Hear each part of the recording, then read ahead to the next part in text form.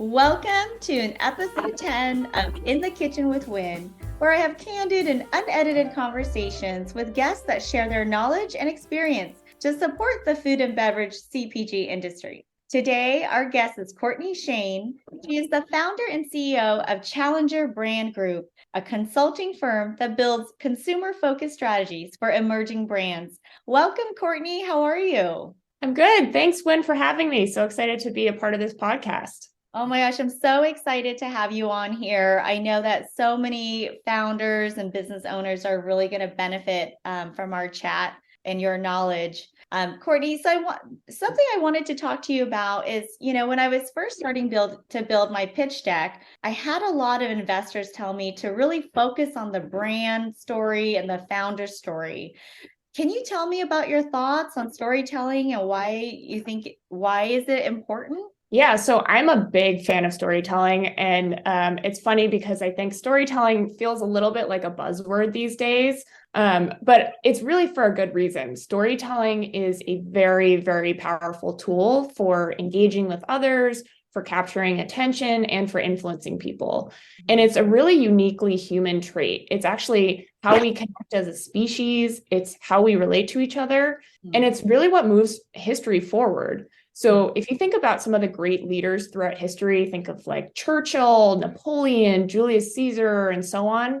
They really built followings because they were great storytellers. Mm-hmm. And in today's world, we're constantly bombarded by messages. We have short attention spans, and we can really only comprehend about 3 to 5 concepts at one time. So the question becomes, how do you communicate a complex message in a way that's both meaningful and memorable? Well, you do that through storytelling. Now, unfortunately, most people really struggle with storytelling as a skill. I mean, you just think about how many boring presentations you've been to. Yes, it sounds so much easier than it is, don't you think? Absolutely. I think it's a simple concept, but in reality, most people are really bad at it, to be honest. And some people would say, well, you lose people's attention because our attention spans are getting shorter. But actually, I'd argue we're just becoming more selective in what we pay attention to. And if you think about it, like we'll sit through a 2.5 hour long movie or a 10-hour binge session of our favorite TV show. And the reason for that is Hollywood is full of the best storytellers. Absolutely. So when you then apply this to business and brands and, your example of what investor feedback has been for you, the difference between a strong story can mean someone buying your product or investing in you and your brand, or being forgotten and dismissed. So it's really important. I agree. And I think it's that relatability. Like I remember even before starting my business, seeing a news article or blog about another mom, like discovering her passion accidentally in her kitchen or in the middle of the night, just making crafts, and then end up building this successful business. So it's something that that really inspired me, and I was always interested in those stories, right? Oh, absolutely. I mean, it comes back to that connection, and the emotional connection is really important. Great. And so in what context is storytelling most helpful for a CPG founder? So I think there's really 4 key stakeholders here where it's really, really important to be good at storytelling. So those would be consumers, retailers, investors, and employees.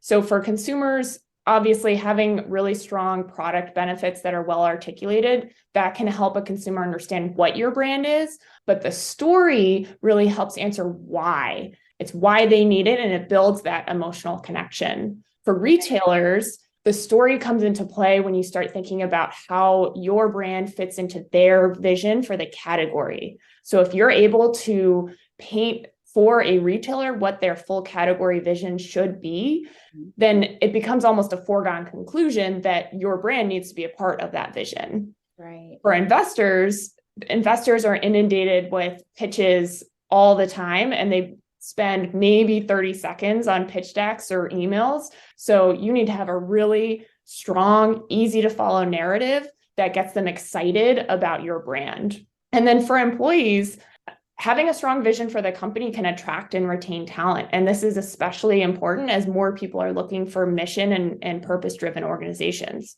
Right. And I agree with you on all of those points, and especially the employees. I feel like, there are times I've helped people out or done jobs because I'm so passionate about the mission, and it's not so much about the money. It's like you believe in that company, you believe in that product. So, and as I retain new talent, that's, even as with contractors, those are the people that I really want to hire and be on my team, is the ones that really believe and care about the business, right? Oh, absolutely. And so what are some of the common mistakes that you've seen with storytelling? So I could probably spend hours talking about all the various mistakes that folks have made, but I think there's a few that I've seen consistently that seem to be common mistakes.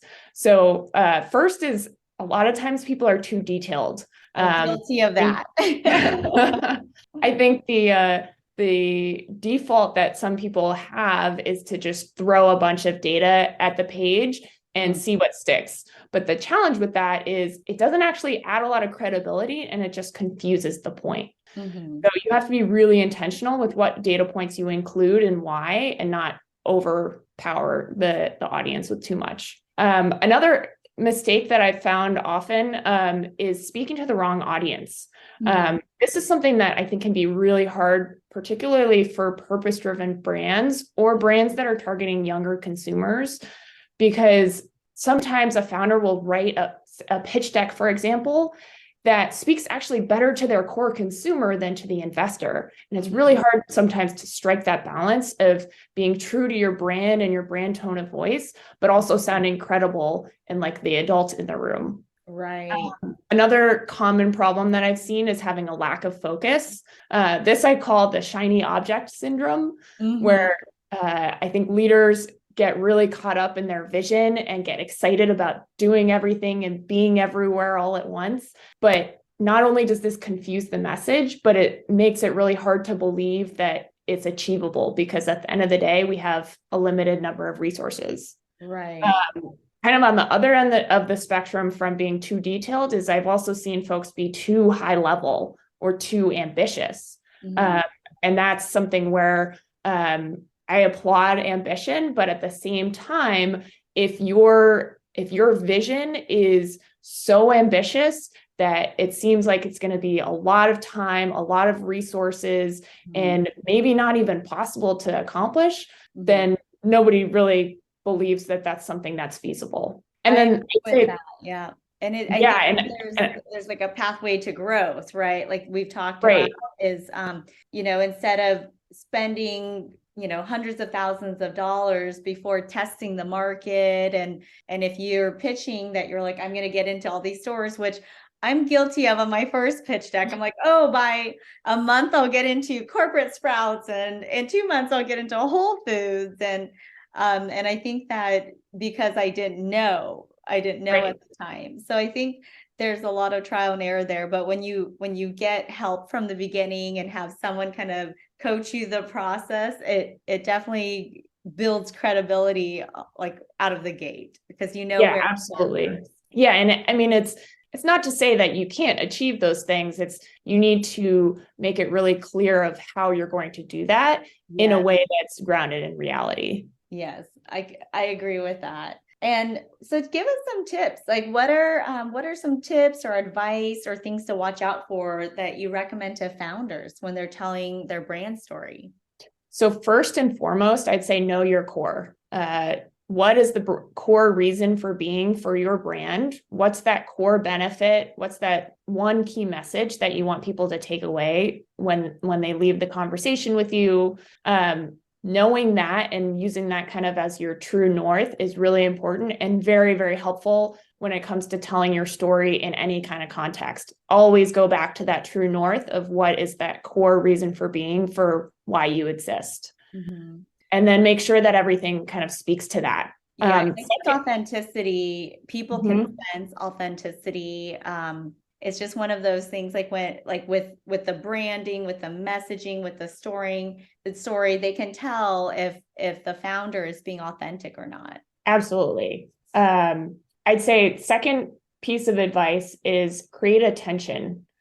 Um, with stories, every good story has conflict. So when putting this in the context of a brand, what is that conflict or consumer tension that your brand is solving for? How do you articulate that problem or conflict in a way that's really tangible and meaningful and relatable is really important to kind of drive that sense of urgency and make either consumers, retailers, investors feel connected to why you exist. Again, back to what's the core reason for being, really build out that problem to make it really powerful. Third, I would say make sure you tailor your message to the audience.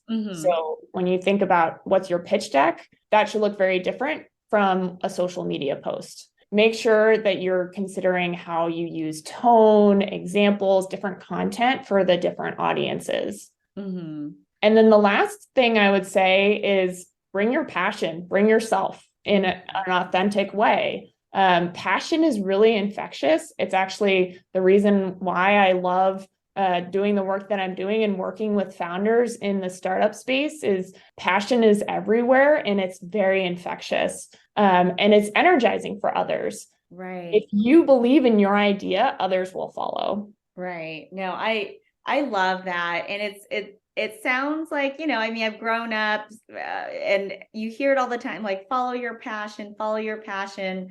And sometimes you might go like, for me, this is like my fourth career. And, sometimes it takes time to figure out your passion, but I think that once you find it, it's hard to dim it, right? It's something that you love to do and you believe in your business. And I think finding a way to relay that message is so important. Yeah, absolutely. And I feel like a lot of times founders will be a little gun shy about that because it feels maybe too personal or not the right context for kind of letting their self shine through. But it's such a disservice to yourself to not bring your passion and bring yourself to the table because that's the reason you're here. And if you're very, one-dimensional and cold and monotone in your delivery, no one's going to be excited about your idea. But if you're absolutely oozing with passion and excitement, like there's no way that you can not be excited with that person. Yeah. And I think the times have changed a lot too, because I remember, fresh out of college, starting a corporate job. It's like, you don't talk about your family, you don't talk about your personal life. It's very business oriented, very professional. And I think that with entrepreneurs, it's the opposite. It's like, of course, you have to know what you're doing and you have to do all the business aspect of it, but sharing your message with passion and like you said, and it like be authentic, I think is one of the most important aspects of storytelling. So Courtney, so tell me a little bit, like what kind of resources can you give our founders, and do you offer storytelling services and helping founders create a story well, they might have a story, but like curating their story and how to tell it to either, their consumers, retailers, or investors? Absolutely. So that's if you were to boil down my services into what's my core belief and why I'm here is to help founders bring their stories to life in a way that's compelling for consumers, retailers, investors, employees, and any other stakeholders that matter. I'm a huge believer in the power of storytelling, if that wasn't obvious. Yes. And it's something that I absolutely love helping others who have the passion, but maybe struggle with how to articulate it in a way that connects with others in that authentic way. Outside of my services, there's a lot of resources out there. I'd say at first and foremost, practice is the biggest thing when it comes to storytelling. Storytelling is a skill like any other. So the more you do it, the better you get at it. But there are some more formal ways to kind of hone this skill. So some companies actually offer storytelling training. So if you're at a corporate job, that's something definitely to consider and take advantage of if it's offered. a kind of outside of the box approach that folks might not consider firsthand is theater or writing classes. Mm-hmm. That's something where the story is very central to what the medium is, and it can be helpful to learn the frameworks and archetypes and whatnot that come into stories, and then be able to transfer that into a business context. And then there's also a lot of books and articles and TED Talks out there. Just to name a few of my favorites, Creative Inc. is by Ed Catmull. He's the founder of Pixar. Mm-hmm. Fascinating book about the story of building Pixar, but also the importance of stories. Mm-hmm. Resonate by Nancy Duarte, that breaks down kind of the backbones of what makes a story and how does that come to life in presentations. Mm-hmm. And then Hitmakers by Derek Thompson talks about kind of the differences of what makes a hit. Mm-hmm. It's kind of tangential to storytelling. Storytelling is not kind of the central theme, but it's some of the nuances of how things relate to people that I think is really valuable when you start thinking about storytelling. I love that. I mean, I'm always looking to learn and I love to read. But I love that you said about theater, because that is something that I've thought about. You know, I don't have the time right now, but if you think about actors or you know, people who do theater, it's the way they present themselves. And I think that as I continue to work on pitching and getting into pitch competitions, that is something I've been looking into, because as you know, I had a pitch competition last week, and being on stage and talking in front of a crowd is so different than, you know, sitting here and chatting with you or talking in front of a group of people I know. And everyone says, be yourself, just be yourself. And it's not easy being yourself in a crowd it's really not. of 500 people you don't know, and presenting your, you know, your story and your brand and your strategy.